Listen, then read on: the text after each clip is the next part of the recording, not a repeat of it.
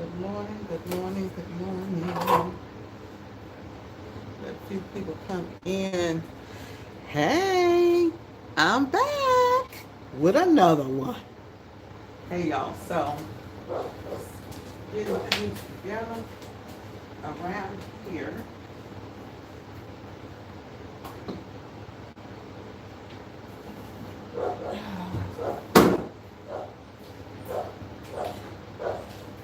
Good morning, good morning, good morning, everyone.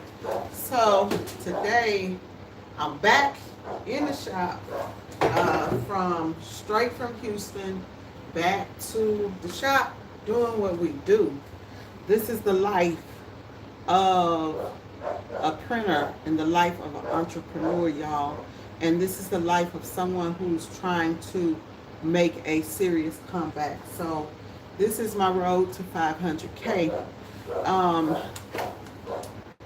Yesterday I had a lady ask me when was I going to rest.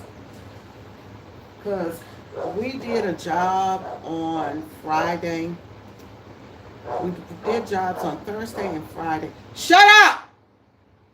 We did jobs on Thursday and then we did jobs on Friday. And then we headed out to Houston Saturday. Well, we headed out Saturday about 2 a.m. And I drove straight to Houston. I worked until about 8 o'clock that night and then we drove straight to Houston. And things are looking good. Things are looking good.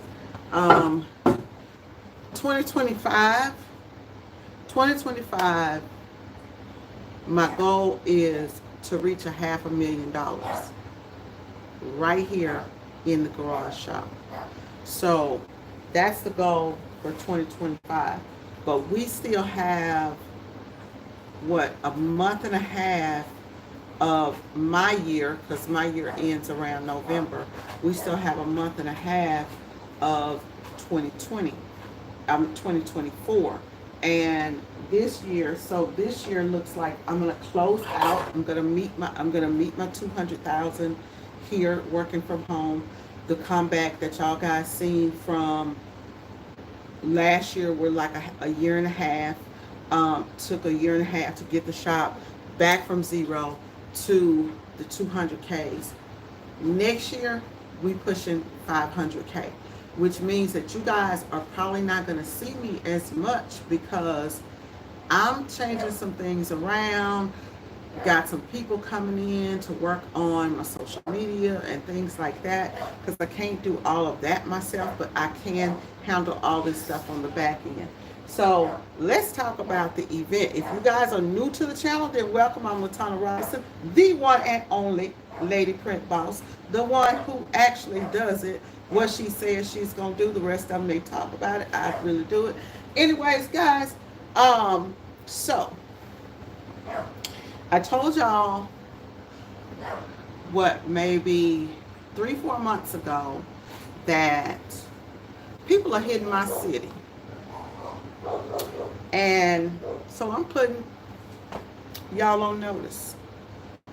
Dallas, baby.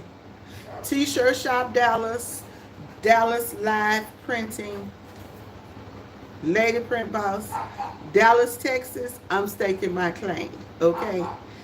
Now, if you from Dallas, come on in and welcome. Get on your hustle. Get on your grind. Let's do it. Let's collab. Let's make these bucks. However, I'm the only live screen printing specialist here in the D. And I take offense to folks coming and stepping on my territory. So, yesterday, H-Town, your girl hit your city. I'm finna start hitting y'all cities. I love me some Houston, right? And I'm not talking to my Houstonites. I'm talking to, y'all know who I'm talking to. But guess what? If you doing live printing and you trying to come to the D and get in on my coins, I'm coming for you. So yesterday was shots fired, and either they're gonna get up out of my city coming over here trying to get on my coins. I'm coming for everybody else's coins. Point blank, period. Yo, so it was good. It was good. Drove 4 hours straight in. Left at 2. Stopped on the road. We pulled up right at 7. Went in, did our setup. Setup was super, super simple. Super, super simple. I never know what I'm gonna walk into, right? I never know what I'm gonna walk into. I never know who I'm gonna meet. So y'all know me. I had my little what do you call it? My duster, cause y'all know I had my old lady duster on traveling, honey, cause got to get some air and all that stuff.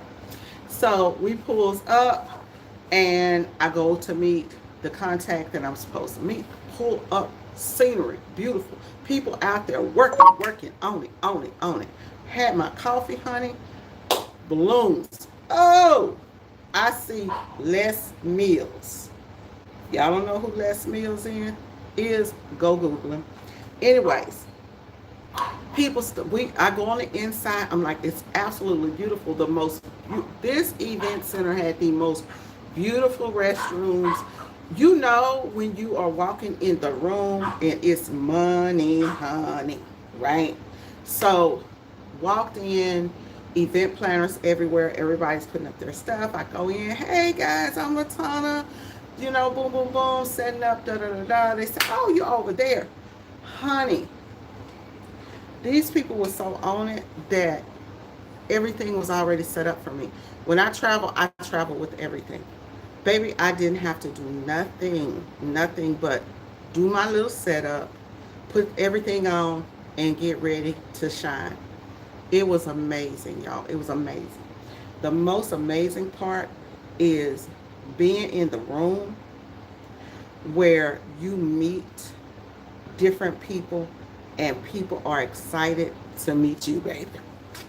Okay, that part. So, that part was amazing to meet such beautiful people and amazing people that can take your business to the next level. And so I'm at a point, y'all, to where I'm honestly thinking of making a serious transition, right? Because I'm no longer just the print boss, right? um, I've kind of elevated from just printing into doing other things. And so there's a whole nother realm out there. And so trying to figure out where I'm going to go. And was talking to someone and they're like, well, so, because I'm coming up on 25 years in the game, right? Of printing. And this journey has been a long one. And, you know, I've been in and I've been out and I've been in and I've been out. And when I look back and I look at things, it's kind of like me keeping it so real, right? Because I'm the realest out there. Keeping it so real, and not pledging alliances to big corporations or anything like that, and trying to show you guys a real raw story that a lot of people don't get. A lot of people come onto the channel and they think when we're talking about stuff or I'm testing stuff or I'm doing stuff that I don't know things. And so I'm like, okay, even y'all out there not getting it, right? So it's kind of like, if y'all ain't getting it, what the hell am I doing it for? I'll just go back to private training. So it's kind of like, sometimes I feel like, being in the public eye and showing everything, it hinders me. And I'm looking at things and getting in rooms with people that are taking me into bigger rooms, and doing what they say they'll do, right? Into other industries that are not like everybody's fighting and it's competition type of stuff. So it's kind of got me thinking, like, dang, I can meet people and people say, hey, Latana, we're going to do this for you, do this for us, and we're going to do this for you. And they standing on their word. They standing on their word, right? So, anyways, y'all, Bosscation, baby. I got about 500 shirts. We got 3 orders, about 500 shirts. Then Bosscation is kicks off for VIPs on Friday. We going to the house, baby, to the estate. I can't wait to get my big old ass in that pool. But anyways, y'all, I can't wait to train the guys, y'all that are coming, right? This year, ladies, we're having men that are coming. We got men and women that are going to be at Bosscation. If y'all going to miss out on Bosscation, baby, I don't know what to tell y'all because y'all finna miss it because who finna drop gems at Bosscation is T, okay? So I am going to work on, we'll take these screens down, set this job up. It's about 7:30, maybe 8 o'clock, I don't know, because it's light outside. Got here about 10 last night, so I'm going to set up 3 jobs, get these jobs printed today. Between today, by Wednesday, I need to transition into Lady Print Boss. And we are going to have an amazing time for those that are going to come. Bosscation, if you guys don't know what Bosscation is a yearly business retreat. This is the second annual Bosscation event. I've been teaching screen printing classes since 2009. That has evolved into a full training program. Bosscation is the first, and the only, check it, the first and the only event that teaches you how to really brand your business, find out who your customer is, market, find your niche, and screen print. And it is for us. It is for the community, right? It is for the little people, okay? I started Bosscation for people who look like me, ladies, particularly black women, okay? Black women, people in underprivileged communities, people who have not started out with a silver spoon and had $100,000, $200,000 to invest. For people who are just like you and me that want to get off a job. I remember when all this shit started, y'all, it's crazy. I used to pray to God that He give me, my prayer was very specific. And it's kind of embarrassing to say, right? I'm going to tell y'all at Bosscation the whole deal. I may not. Maybe I'll hold that for the 25th anniversary. Yeah, I'll hold that. Anyways, I used to pray a specific prayer because I knew that for me, I've always liked to gloss up and floss, right? Especially when I was young, baby. I'm not walking out the house with at least 20, 30 G's worth of jewelry on. I would be fly. So I needed an income that was going to keep me looking right, keep my kids fed. And He dropped this baby into my hands. And we've been eating off of it ever since. Through highs, through lows, through ups, through downs, closing up my shop, taking care of my dad, taking off big time. And I'm talking about times when I take a year off or 2 years off, I can always come right back into screen printing and it put me back on. Y'all, when I first opened my first shop, I hate to say it, but I'm going to tell y'all how it happened. And this is how I know it was meant to be. Was working as a, so I used to do hair and nails. And at this particular time, I had started strictly focusing on nails. I did not have my beauty salon and I was outsourcing. This is during the time that Ken was no longer around. And everybody knows, right? My husband went to the feds. He did, went to the feds, did a little time for conspiracy, okay? And so, yes, a girl had to keep up with her lifestyle. So that's how the screen print started. Anyway, so I decided I'm going to open up me a business because I got 4 kids and I'm pretty much there by myself.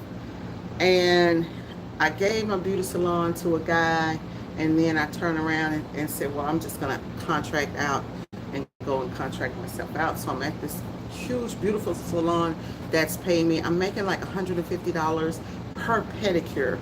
I'm doing $150, $200 nail sets, sculpts, beautiful sculpts. The girl was bad even back then and could design on them nails, y'all know. So doing that job, anyways, had a controversy and got into an altercation with a girl and kicked her motherfucking ass. That's what happened. It's kicked her ass. She came for me and I whooped her ass. Needless to say, in the process of this, I am looking at a space to open another shop because I've always been a boss, and this chick had kept fucking with me and fucking with me and fucking with me, and she jumped and I leaped, and that's the end of it. So anyways, after that, y'all gotta remember, this is a younger boss. This is a younger boss, right? This is a younger boss. She jumped and I leaped. And it didn't turn out good for her. So after that, I didn't go back to the salon, needless to say. I started a hip-hop print shop. And actually it wasn't hip-hop print shop at that time. It wasn't hip-hop print shop at that time because we were selling clothing and all of that, and I can't remember. It was the hip-hop shop. It was the hip-hop shop.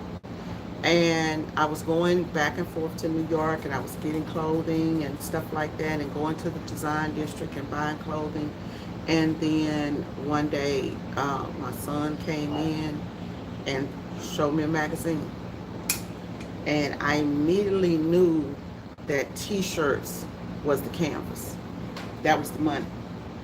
It's like you ask for something and it's like boom, and it's in your face.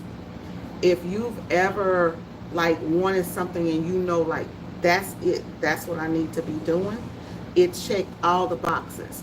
It checked the boxes of I'm here in this business, I'm buying these different clothes, and winter comes, I gotta switch out to spring stuff, or winter stuff. After winter, I gotta switch out to spring, and then by next winter, that apparel is no longer good, right? So you gotta sell stuff at discounts. So it immediately clicked in my head, my history of costumes class. First, I thought about the tunic, right? Because the tunic looks like a t-shirt. It's comfortable. Then I thought about t-shirts, and I immediately started thinking about the history of t-shirts. Immediately start thinking about the history of t-shirts. When you and I don't know, I guess it's because I'm a lifer. When I say I'm a lifer in the apparel industry, I'm a lifer. Like, this is what I went to school for apparel design and merchandising, not for printing. But I had that background of how all of this works. And so when I looked at the t-shirt guys, it immediately hit my mind. It hasn't changed in 100 years. It's changed some now as far as the types of cotton that we can get. The construction is still the same. People are still wearing them. So when I say it hasn't changed in 100 years, people are still wearing them. That's like a pair of pants, right? People are still wearing them. But what made the t-shirt was so special, right, in my eyes, is that this is a fucking canvas that I can get my creativity out on. I can get my designs out on. I no longer have to sew. I no longer have to sew anything. I can put whatever I want on a t-shirt, and now I need to figure out how it can make me make money. And then I think about when t-shirts became the thing for branding and advertising. So if you're out there and you're listening to this story, right, the whole purpose of this story is to tell you, when you look at a person as screen printer, or you look at t-shirts and you're thinking about just making designs, because a lot of people are just, they got a Cricut, they got a silhouette, and they just cut vinyl, and they're just making these designs, and they just on a side hustle. So you're just on this side hustle, and you're like, oh, I'm just going to make this for this or this or that. You guys know how many millions are billions of dollars that the advertising industry is worth. When you look at t-shirts as a tool for customers or your clients to market their products, it's mind blowing. It's mind blowing. Those of you that come to Bosscation, we're going to change the whole mindset of how and why you're doing this and who your customer should be, and get you in the rooms that you need to get into, because it's much more, y'all. It's much more than just being able to do it as a side hustle. It's much more than a side hustle. It is your retirement plan. It is your children's future. And you can literally take it to the next level. 2025. Anytime I put anything into my mind and I tell you guys see it. I say, hey, I'm going to do this. I'm going to do that. Y'all remember? Y'all remember this? I've been talking about these presses for years, telling you guys, the only one that you will find on the internet that will tell you guys, hey, if you can't afford this and you just trying to get started and you trying to see, is this for you? Get this. This is $150, $130, I think, something like that on Amazon now. This is good enough to get you in the door for you to see if this thing is even worth it for you. This is about a $7,000 press, right? This $100 press made me $30,000 a year and a half ago when I was on my ass and came into this house and said, I need to make a motherfucking comeback. This press, within 30 days. Within 30 days. It's a mindset that you have to have. And when it comes to that mindset, it's a hustler's mindset. And when I say hustling, a lot of times people don't get it. It's like your drive. Like hustling is your drive. When black folks say hustling, folks get hustling. Oh, we're not talking about that kind of hustling. We're talking about being on your grind and the thought of, I gotta have it, right? So you guys that are following me, when you go back and you dive deep into some of these videos, you'll watch it and you'll start to see things, right? In order for you to manifest anything, you have to speak it into existence. Man, I remember I told Ken, I said, give me the garage. Give me the garage.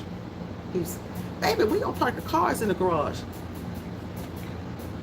Boy, I need the garage, the whole garage. Baby, what are you going to do with the garage? You need to go get a shop, is what he said. You need to go get a shop. I said, I'm done working in shops. I'm done working in shops. We're not getting no more shops. So I got the garage. I got the garage. This garage right here. It's about 20 by 24 foot space is what we got. I got the garage, okay? And when I took over the garage, I told him, I'm gonna make more money in this garage than we were making in a 2,000 square foot space, okay?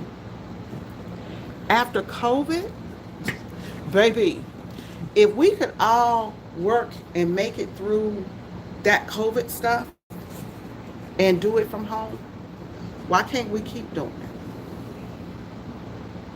Why can't we keep doing it? Yeah, the space is small. It's not the best, but guess what? It gets the job done. No overhead. You're going to pay rent or mortgage anywhere you are, right? Lower your overhead.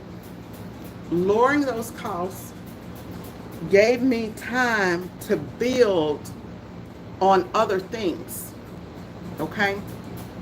Time to, yes, yes. My brother is deep into trading stocks and he's putting me in the game. So I'm happy about it. Working from home, y'all, gave me a cushion, right? It's like I talked to someone and they said, hey, Latana, we jumped into a retail space and we think we jumped too fast. And the guy said he quit because he jumped too fast. He had 1 foot off the ground. And you know when you got 1 foot off the ground, your ass unbalanced. Okay? So, y'all can't see my legs, but it gave me this. It gave me stability. It gave me a cushion. Because no longer am I running in the rat race to run and have to keep going, and paying bills and that. You see what I'm saying? No longer did I have to do that. It grounded me to where I could say, okay, I've got this taken care of. If I don't make a dime from this, I'm going to still be okay.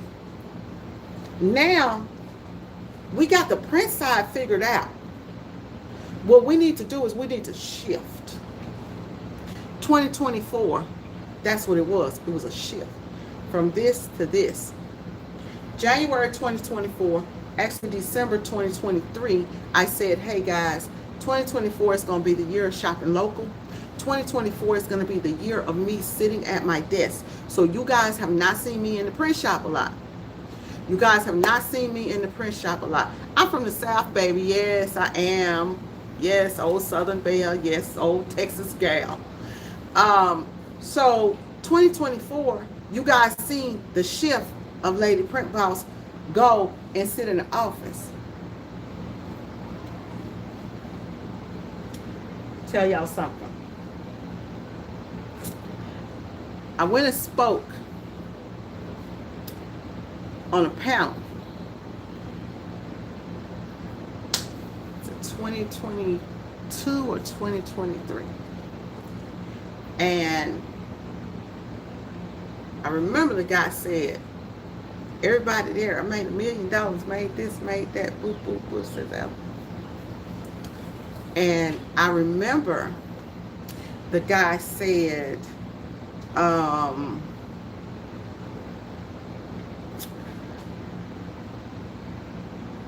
Latana, you're probably, this person makes the most money in the room. You probably make the least amount of money in the room. Mm-hmm. And I said, you know what, that's okay. Somebody got to talk for people. At this time, I was going through one of my lowest points because I had done damn near lost everything. From not working, shutting down, taking care of dad, going through the counseling situation, all of that stuff. My nephew dodging bullets from his shit. All of this kind of stuff going on. But one thing that I knew that I always had, that I've always had, tell y'all, who was in the front of the Jesus line? Me. One thing I always knew is, can't take this. When you have a certain skill, it takes a certain skill set to be able to sit back, watch it all crumble, and make it take off. I've done it at least 5 times. So by 2026, we should be back on millionaire status. However, I'm going to tell y'all something. When people tell you my shop made $1 million, I went in and did a training. This guy had 3 automatics, and I think he had 3 automatics, had employees everywhere, nice big huge shop. They were having problems with their efficiency, and it wasn't so much as printing issues, but it was more problems with the efficiency and the way that the screen, the shop was set up, and the organization in the back end, the administrative side, how orders were coming in, how pricing was doing. It was just, all of that stuff was a mess. We sat down and we talked about, we had a candid conversation. That's what I do when I train. I have a candid conversation with people on where they are now in their finances and what level they want to go to. And so I've trained people with shops way bigger than the shops I ever had. Only had 2 automatics, right? We have 1 automatic now that is on my box truck because I don't have a place to put it, and I refuse to go into another screen printing facility and do the whole screen printing shebang bang right now, right? Because let's face it, I'm gonna be 55 this year. I don't want to fucking print for the rest of my life, right? And unless I see that my children want to do that and they make a specific effort, then I won't do that. So I will hold the machine until I'm able to get a home with a 3 or 4 car garage where I can put the printer in there, or we can build so at my other home, that's what we were doing. We were in the process of building an outdoor building for me to be able to do my screen printing at home. So that didn't work out, right? Yes, this is traditional screen printing.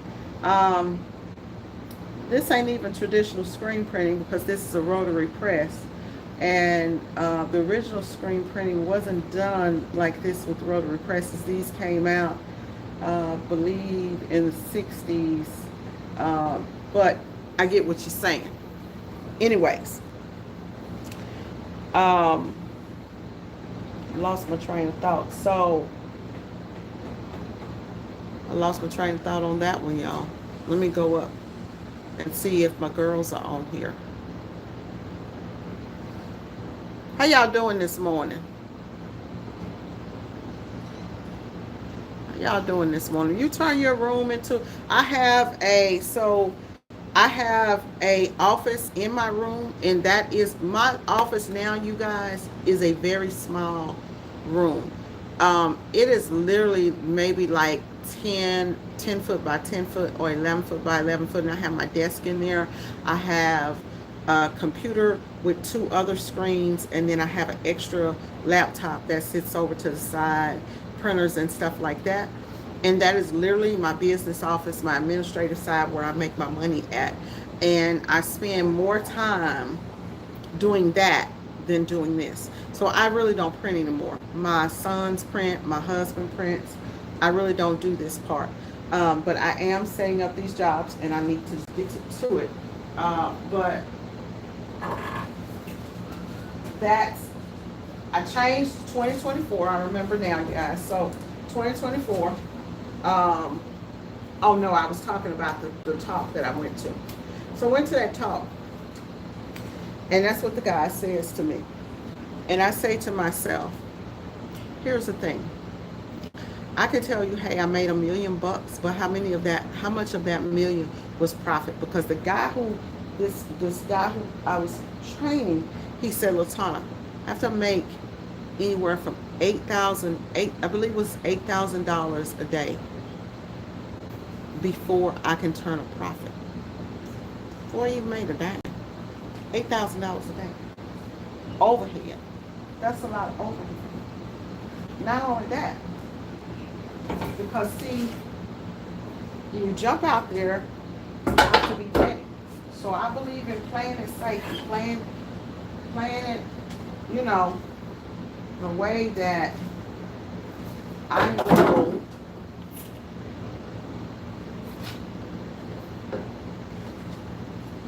Okay, so that's going to be printed and that one's going to be printed. Doing things in a way that you know that, okay, you are going to have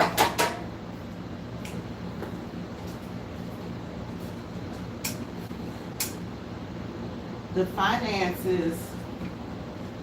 Let's see here. This job was actually set up on the other press, and normally when I set up jobs on one press, I'll keep it on that press. So I got to figure this out.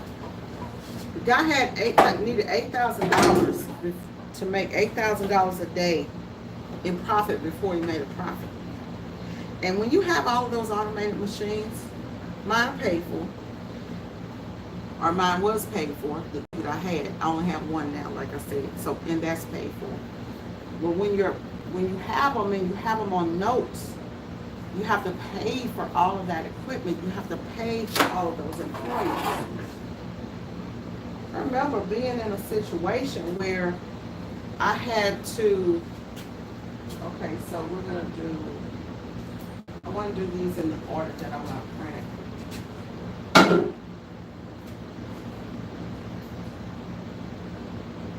We're going to lay the black screen first. That's not black, red. Red, yeah, I'm going to lay the red screen first. So normally I print from light to dark, but on this particular job, I can't, y'all. So anyways, the guy had so much overhead, they actually ended up going out of business.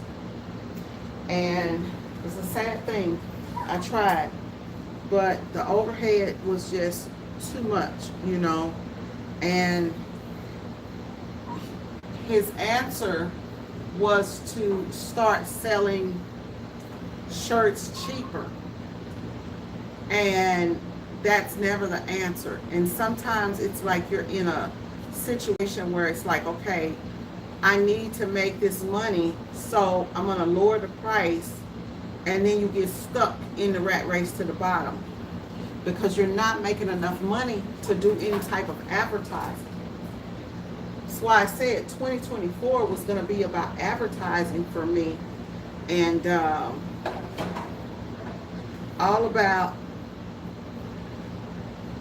the advertising, trying to get that together, staying in the room, doing the marketing, getting all of this stuff automated as much as I can, getting that email list back activated, going, that type of stuff. And wow, sitting in that room put some extra pounds on me. As far as my pockets, it did what I wanted it to do, which was double the previous year. And so now we should have the income coming in and the cushion. And when I said you got to set the cushion, got the cushion. So we can grow to that 500,000, and then that's about as much as this garage is going to be able to handle. A lot of people say, how can you make that kind of money in a garage shop? At Bossation, I'm going to break down the numbers for you guys, tell you guys exactly how many jobs you need to take, the kind of jobs that you need to take, because here's the thing, for me, and you can push the numbers, but for me, I only want to do a few jobs a week, right? I only want to do it by doing a few jobs a week, which means that the onesies, the twosies, you can't deal with that. You need the big jobs that are paying a decent amount of money, right? Which means that you need a certain type of clientele guys. So I don't see none of my regulars on here this morning. Ain't no telling where they at. So anyway, that's the thing. Um, if you're interested in registering for Bosscation, it is still available. It is up over at ladyprintboss.com. I'm actually going to close out registration today. I should have did it over the weekend because when I do these trainings are actually meant to be small trainings, and so it's not meant to be a lot of stuff going on, a lot of people there, because the small intimate trainings, that's where you're going to really be able to perfect your craft. And that's what I like to do. I like to be able to deal with my clients um, one-on-one, where I get to speak to everybody in the room, because if you guys don't know, I do have a little brain damage, honey, and a little aphasia, and sometimes I I never forget a person's what job I've done for a person, but I'm not good at remembering faces and things like that. So we're gonna break down those numbers at the Bosscation event. Good morning, Warren. And those people who are coming to Bosscation, I don't see any of them on here, but those people who are coming to Bosscation, if you go back and you watch the replay, we are going to break down the numbers. I'm going to tell you guys, because for me, I don't just take any job. There are certain types of jobs that you need to be taking. And if you're starting out and you're maybe not taking the jobs that you really want, right? I'm going to teach you guys how to get those customers that you're really wanting, and how to keep them coming back and back and back. This job that's my press right now, guys, I've probably made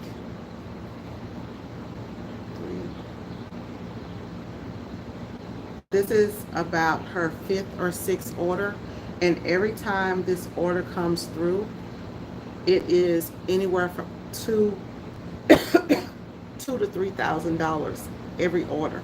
I would have to go back and look at the invoice. So off of this one clientele, I've at least made 10 to 15 grand so far this year, and she'll probably place another one to two more orders this year. If you can get a client that will place orders are kind of like on autopilot, right? That you know that these people do a lot of merch. You only could literally, there was a time when I literally, when I shut down my business and was rehabbing my father, that I probably had about a rotation of literally 10 clients. 10 clients that I kept and said, hey, I'm not taking on any new clientele. You guys see a lot of times when I'm on the phones and people are calling me, I'm like, nope, nope, nope, nope. But I do say yes. And I've had people ask me, how do you make money when you're study turning down money? If you're not turning down that small money, and you're filling up your presses, or any type of business that you're doing, that's service based, right? And you are servicing a lot of clients. Like, say if I'm servicing 50 clients a week, it's a lot of brain power that goes in, a lot of moving parts, a lot of stuff that goes into that, versus you servicing maybe 5 clients a week that are high paying clients that are going to make you 4 to 5 times amount the money that you over there getting, because you over there pole hustling. Okay, so you have to think about it like that, and you can't think of it as, oh, I don't want to do this type of job. Like, maybe I'm going, sometimes people are like, oh, it's kind of like you're kind of discriminating or whatever. Look at here, you got to set your prices at a certain price point to where people know when they call you, right? They already know what they're getting, first of all, because you're putting the goods out there. I tell you guys, I don't have a big social media. I don't even have a big following here on YouTube. But I'm known in the city. I'm known for quality work. I'm known for doing what I say I'm going to do. If you hit me and I say I'm going to get it done, I'm going to get it done. We don't let orders fall by the wayside, right? If something mess up, I'm going to fix it. The other day, y'all, I printed a job, honey, with white ink on it. White ink. From my school. My high school. And I know damn well the color is blue. Supposed to be blue and red. Why I put white ink on that screen, I don't know. Guess what I did though? I turned around, I called, I said, hey, this is Latana, da da da da.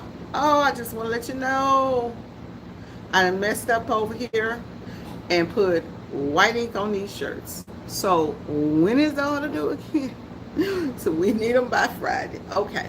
I said, okay, so this is what I can do. I'll go ahead, I'll order a replacement. I ordered a replacement, and not only did I order that replacement of shirts, I upgraded the shirts. I upgrade the shirts. When you make a mistake, you don't just fix your mistake, you go overboard with fixing your mistake.